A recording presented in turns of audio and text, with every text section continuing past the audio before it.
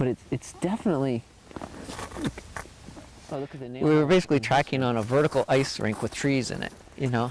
Yeah, this is a very unusual pattern. Mike Kessler doesn't like to say something's impossible, especially to his students, particularly when what they're trying to do actually is pretty impossible.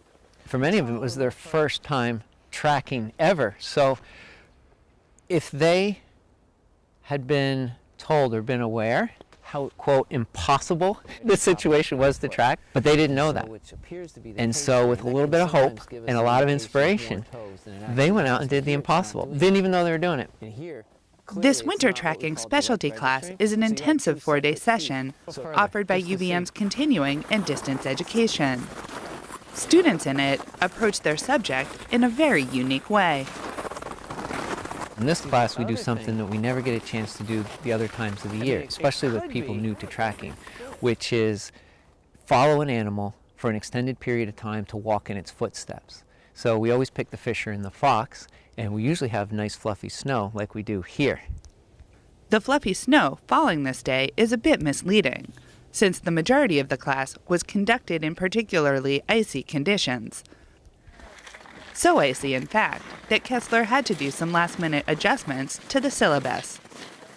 We had to invert what we did, and instead of basically following a fisher and a fox, which was not possible, so instead of like interviewing 2 people for 4 days, we took a survey of the entire forest, and we went after the story of this forest and how it exists in totality in the wintertime. And from that story, the students were able to infer or intuit where the fisher and the fox were, and actually moose and bobcat and gray fox and coyote and just everything. We found everything but bear, which is hibernating, and turkeys, which weren't here. I was anticipating snow for the months leading up to it, but it ended up just being icy conditions, which was definitely a unique experience. Elizabeth Lawrence has taken several tracking classes with Kessler.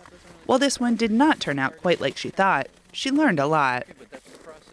The subtleties to the tracks vary from each season. Like in leaves or grass, it has its own difficulties in like actually seeing it depending on how the light is hitting and things like that. But in this condition, it's like the ice hardly picks up any tracks. A lot of animals are so light-footed that they could just go right across and there's nothing left. So it's like really needing to seek out where those tracks are and really identifying the difference between like a piece of an icicle that fell off a tree branch, or is that a track? And like it seems like so difficult, but now after 4 days of doing it, it seems like a lot more possible. I think what we definitely have is more than one animal here. Because see, you got this one going through here, then you have these older ones. See these here?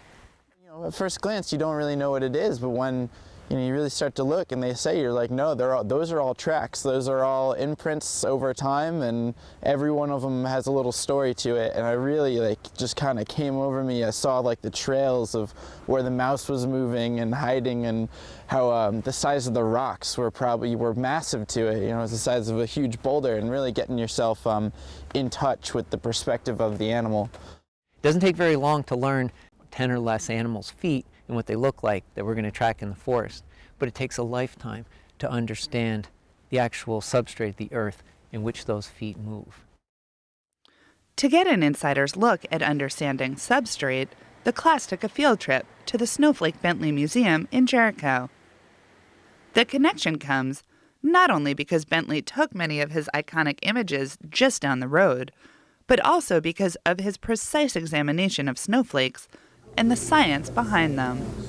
The intense study of snowflakes for a tracker in wintertime is essential, because the manner in which snowflakes are formed and the manner in which they age or melt and compress can help a tracker age things very precisely.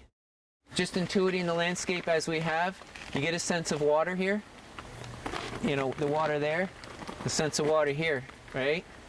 And you have topography, you've got vegetation, water, all of the confluence of all those things coming together. We have one thing we didn't have, though. After visiting the museum, the class headed back out for more tracking. I'd say the highlight of that day was when we lost the trail, and then the diamond in the back, the person in the back, kind of put the mind of the deer on. They want to save energy, so she kind of just had to make a good assumption. It's like, oh, the track is probably over there. That might be where we find it. And we went over to it, and little do we know, we caught back up with it, and that was pretty sweet, getting in that whole mindset.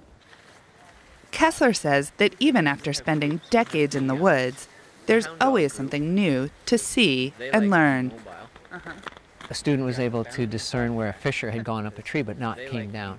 So with the ice in the trees and looking at the trees and tracking the bark, was able to track this fisher through the trees and find the tree it came down, which was about 25 yards from that, and continue the trail.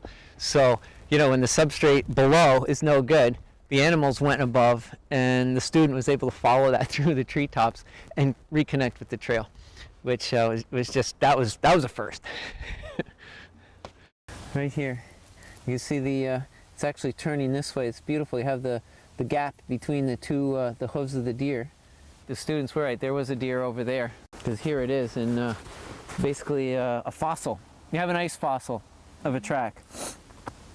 And then we have these other oval ones right here, and what they know oval are almost shaped like a small ice cream cone with a scoop of hard ice cream on top. Those tend to be your fisher tracks.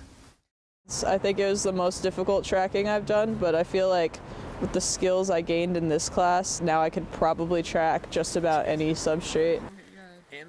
With only their winter gear and their senses, these students are learning to read the story of the landscape and its inhabitants, no matter what the conditions.